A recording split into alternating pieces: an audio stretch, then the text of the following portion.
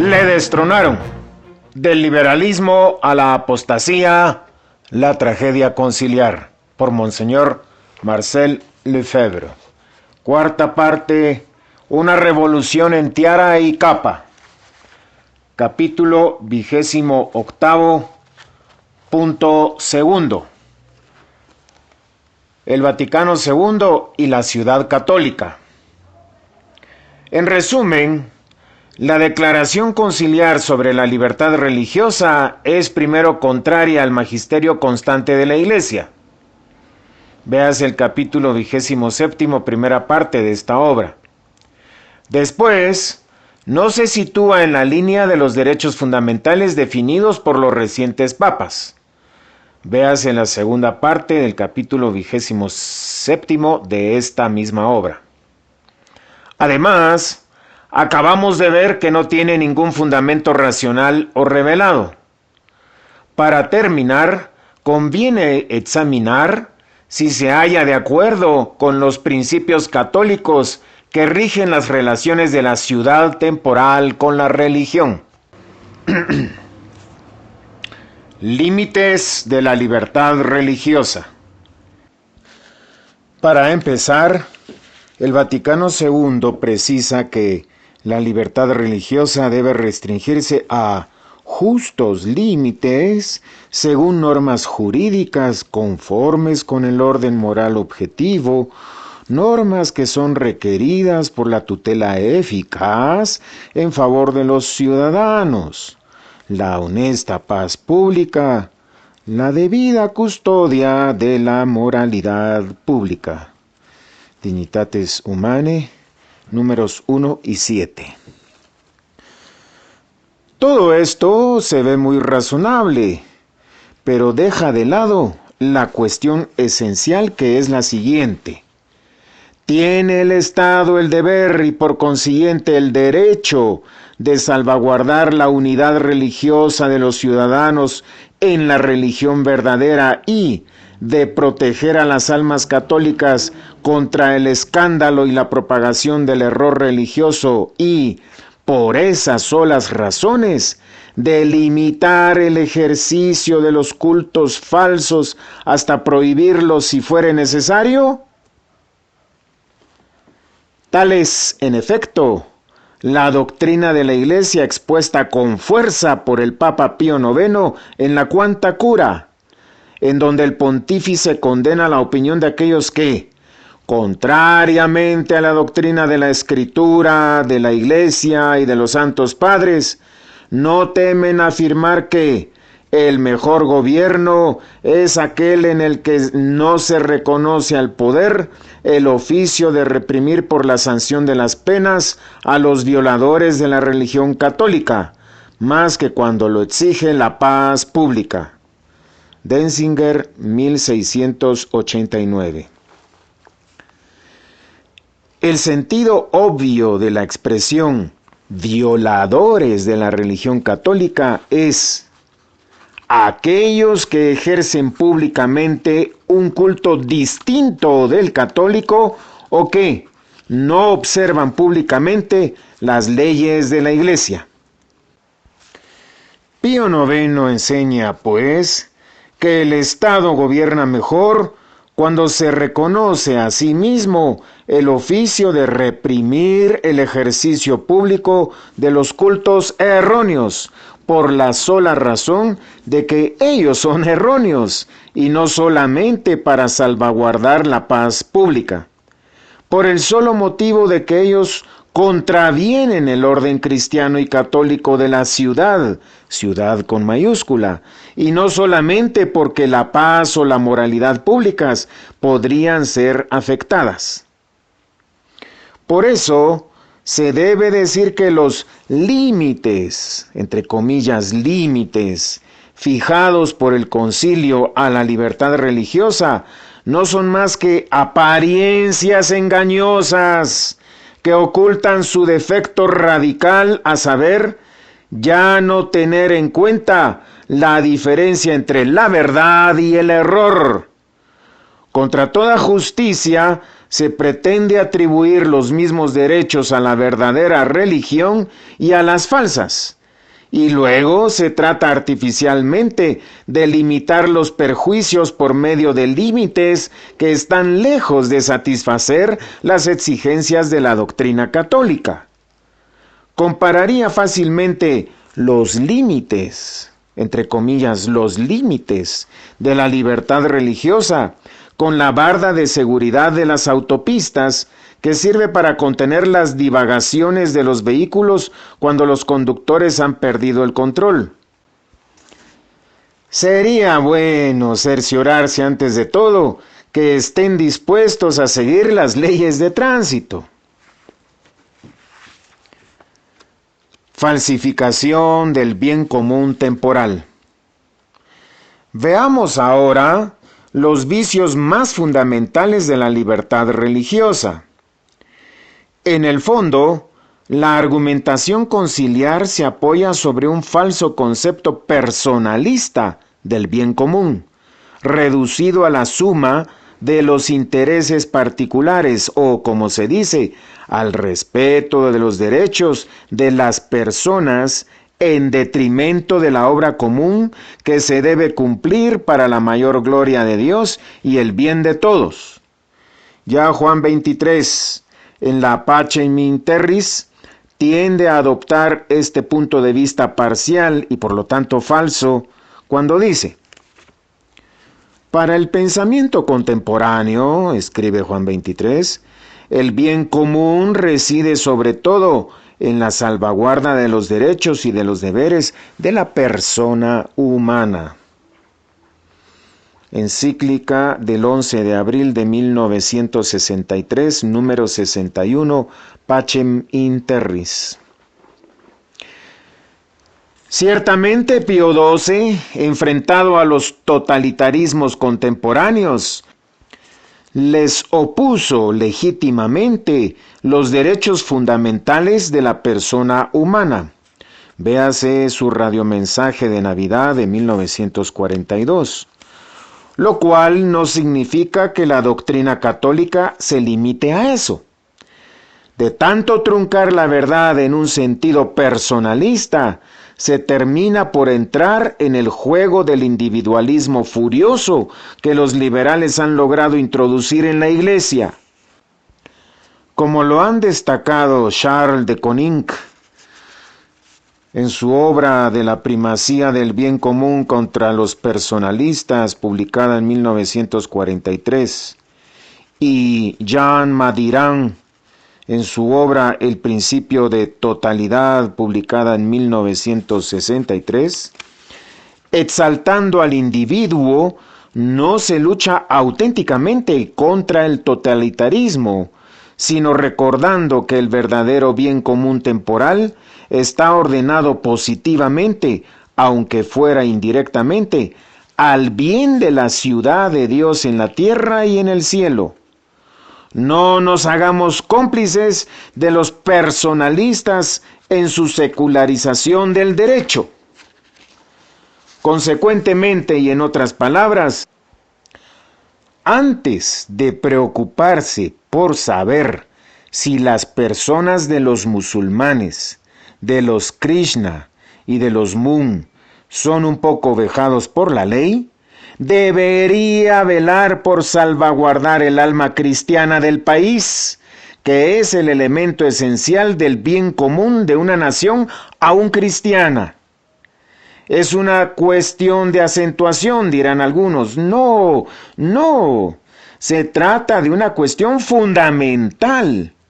¿Es o no una doctrina católica la concepción global de la ciudad católica? Ruina del derecho público de la Iglesia. Lo peor, diría, de la libertad religiosa del Vaticano II son sus consecuencias. La ruina del derecho público de la Iglesia, la muerte del reinado social de nuestro Señor Jesucristo y, por último, el indiferentismo religioso de los individuos. La Iglesia, según el concilio, puede todavía gozar, de hecho, de un reconocimiento especial de parte del Estado, pero ella no tiene un derecho natural, entre comillas, derecho natural y primordial a este reconocimiento, aún en una nación en su mayoría católica. Acabaron con el principio del Estado confesional católico que había hecho la felicidad de las naciones todavía católicas. La más clara aplicación del concilio fue la supresión de los estados católicos, su laicización en virtud de los principios del Vaticano II e incluso a pedido del mismo Vaticano. Todas esas naciones católicas, España, Colombia, etc., fueron traicionadas por la misma Santa Sede en aplicación del concilio. La separación de la Iglesia y del Estado fue proclamada como el régimen ideal por el cardenal Casaroli y por Juan Pablo II cuando se hizo la reforma del Concordato italiano. Régimen ideal. Por principio, la Iglesia se encuentra reducida al derecho común reconocido por el Estado a todas las religiones. Por una impiedad sin nombre, se encuentra en un mismo pie de igualdad con la herejía, con la perfidia y con la idolatría. Así, su derecho público es radicalmente aniquilado. En la doctrina y en la práctica, no queda nada de lo que había sido el régimen de las relaciones públicas de la sociedad civil con la Iglesia y las otras religiones, y que puede resumirse con las siguientes palabras: reconocimiento de la verdadera religión, tolerancia eventual y limitada de las otras religiones. Así, antes del concilio, el Fuero de los Españoles, Carta Fundamental de Derechos y Deberes del Ciudadano Español, preveía sabiamente en su artículo 6 lo siguiente: la profesión y práctica de la religión católica, que es la del Estado español, gozará de la protección oficial. Nadie será inquietado ni por sus creencias, ni en el ejercicio privado de su culto. No se permitirán ni ceremonias ni manifestaciones exteriores, salvo las de la religión del Estado. Pasaje citado por el cardenal Ottaviani en la obra Deberes del Estado Católico con la Religión. Cuadernos Fides, sí, sí, no, no, publicado en 1998.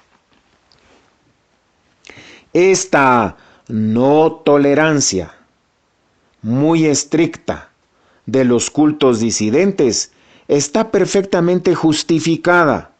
Por una parte, puede ser impuesta al Estado en base a su cura religionis y a su deber de proteger a la Iglesia y la fe de sus miembros.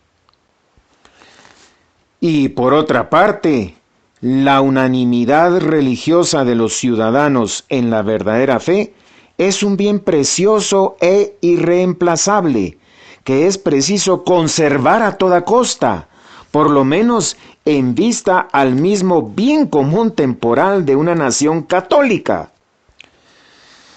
Eso es lo que expresaba el esquema sobre las relaciones entre la Iglesia y el Estado, redactado para el concilio por el cardenal Ottaviani. Este documento exponía simplemente la doctrina católica acerca de esta cuestión, doctrina aplicable integralmente en una nación católica. Así pues, de igual manera que el poder civil cree estar en derecho de proteger la moralidad pública, así también, a fin de proteger a los ciudadanos contra las seducciones del error, de guardar la ciudad en la unidad de la fe, que es el bien supremo y la fuente de numerosos beneficios, aún temporales, el poder civil puede, por sí mismo, regular y moderar las manifestaciones públicas de los otros cultos y defender a los ciudadanos contra la difusión de las falsas doctrinas que, a juicio de la Iglesia, ponen en peligro su eterna salvación.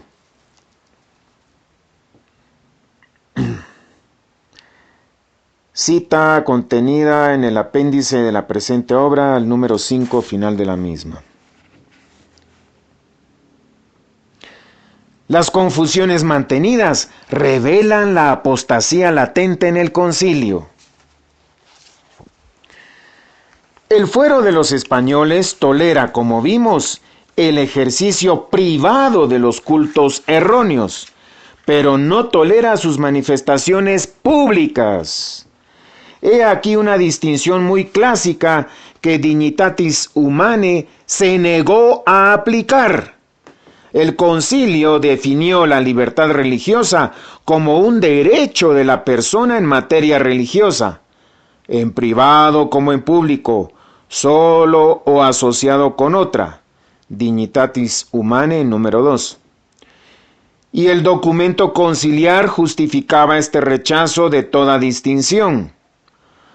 La misma naturaleza social del hombre exige que éste manifieste externamente los actos internos de la religión, que se comunique con otros en materia religiosa y que profese su religión de forma comunitaria. Dignitatis Humanae número 3. Sin duda alguna, la religión es un conjunto de actos, no solo interiores del alma, devoción y oración, sino también exteriores, adoración, sacrificio, y no solamente privados, oración familiar, sino también públicos, oficios religiosos en los edificios de culto, digamos en las iglesias, las procesiones, las peregrinaciones, etc. Pero el problema no es este. Lo que importa saber es de qué religión se trata, si es la verdadera o si es la falsa. En cuanto a la verdadera religión, ella tiene el derecho y derecho natural de ejercer todos los actos mencionados con una prudente libertad, como dice León XIII en su encíclica Libertas número 16. Es decir, dentro de los límites del orden público y no de manera intempestiva. Pero los actos de los cultos erróneos deben diferenciarse los unos de los otros de una manera cuidadosa. Los actos puramente internos escapan por su misma naturaleza a todo poder humano, exceptuando el poder de la Iglesia sobre sus súbditos, que no es puramente humano.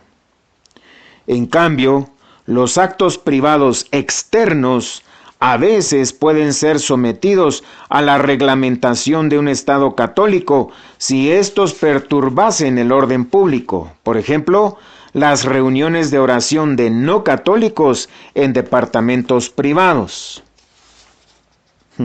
¿Qué diría Monseñor Lefebvre que hoy en día los musulmanes rezan en público a todas sus horas? Por último, los actos cultuales públicos caen de suyo bajo el peso de las leyes que tienden en dado caso a prohibir toda publicidad a los cultos erróneos. Pero ¿cómo podía el concilio aceptar el hacer estas distinciones, ya que desde el vamos rechazaba el distinguir la verdadera religión de las falsas, entre Estado católico, Estado confesional no católico, Estado comunista, Estado pluralista, etc.? Por el contrario, el esquema del cardenal Ottaviani no dejaba de hacer todas estas distinciones absolutamente indispensables. Pero precisamente, y allí se ve la futilidad y la impiedad del designio conciliar, el Vaticano II quiso definir un derecho que pudiera convenir a todos los casos, independientemente de la verdad. Es lo que habían pedido los masones. Había allí una apostasía latente de la verdad, que es nuestro Señor Jesucristo. Muerte del reinado social de nuestro Señor Jesucristo. Ahora bien, si el Estado ya no reconoce su deber especial respecto a la verdadera religión del verdadero Dios, el bien común de la sociedad civil ya no está ordenado a la ciudad celestial de los bienaventurados, y la ciudad de Dios sobre la tierra, es decir, la Iglesia, se encuentra privada de su influencia benéfica y única sobre toda la vida pública. Quiérase o no, la vida social se organiza fuera de la verdad y de la ley divina. La sociedad se vuelve atea. Es la muerte del reinado social de nuestro Señor Jesucristo. Es, por cierto, lo que hizo el Vaticano II cuando Monseñor Desmet, relator del esquema sobre la libertad religiosa, afirmó 3 veces: el Estado no es una autoridad competente para hacer un juicio de verdad o falsedad en materia religiosa. Del documento Relatio de Reemendationes Schematis Emendati del 28 de mayo de 1965, documento 4SC. ¡Qué declaración tan monstruosa la de afirmar que nuestro Señor no tiene más el derecho de reinar solo, de impregnar todas las leyes civiles con la ley del Evangelio! ¿Cuántas veces Pío XII condenó semejante positivismo jurídico? Véase de Pío XII la carta del 19 de octubre de 1945 para la 19ª Semana Social de los Católicos Italianos, alocución con vivo compiacimento del 13 de noviembre de 1949 al Tribunal de la Rota. ¿Cuántas veces, repito, Pío XII condenó semejante positivismo jurídico que pretendía que se debe separar el orden jurídico del orden moral, porque no se podría expresar en términos jurídicos la distinción entre la verdadera y las falsas religiones? Volved a leer El fuero de los españoles. Y más aún, para colmo de impiedad, el concilio quiso que el Estado, liberado de sus deberes para con Dios, llegue a ser, de ahora en más, el garante de que no se prohíba a las comunidades religiosas manifestar libremente el valor peculiar de su doctrina para la ordenación de la sociedad y para la vitalización de toda la actividad humana. Dignitatis Humanae, número 4. El Vaticano II, entonces, invita a nuestro Señor a venir a organizar y a vivificar la sociedad junto con Lutero, junto con Mahoma y con Buda. Es lo que Juan Pablo II quiso realizar en Asís, un proyecto impío y blasfemo.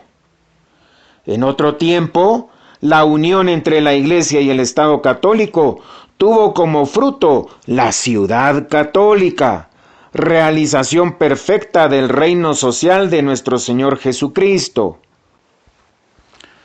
Hoy, la Iglesia del Vaticano II quiere, desposada con el Estado que también quiere que sea ateo, engendrar de esa unión adúltera, dar a luz la ciudad pluralista, la Babel de las religiones, la ciudad indiferentista, objeto de todos los deseos de la francmasonería.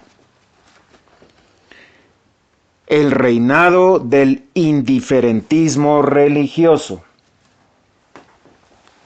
Se dice, a cada uno su religión, o aún, la religión católica es buena para los católicos, pero la musulmana es buena para los musulmanes.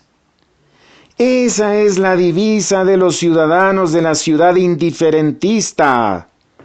¿Cómo queréis que piensen de otra manera cuando la Iglesia del Vaticano II les enseña que las otras religiones de ninguna manera están desprovistas de sentido y valor en el misterio de la salvación?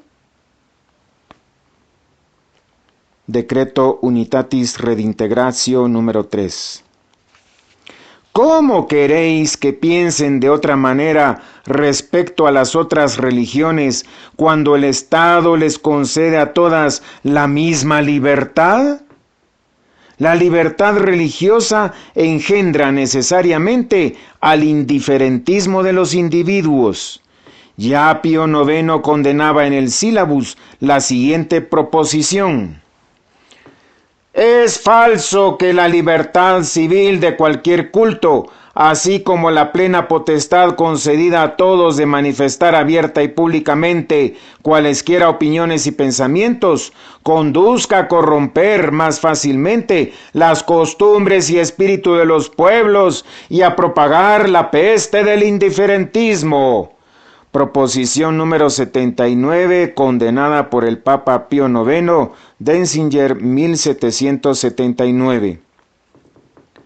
Pero esto es necesaria y precisamente lo que nosotros vivimos ahora. Después de la declaración sobre la libertad religiosa, la mayoría de los católicos están convencidos que los hombres pueden encontrar el camino de la salvación eterna y obtenerla en el culto de cualquier religión. Sílabus, proposición condenada número 16, Denzinger, número 1716. Aquí también el plan de los francmasones se cumplió. Han logrado, por un concilio de la Iglesia Católica, acreditar el gran error del tiempo presente, que consiste en poner en un mismo pie de igualdad todas las formas religiosas. De la encíclica Humanum Genus de León XIII sobre los francmasones, número 6.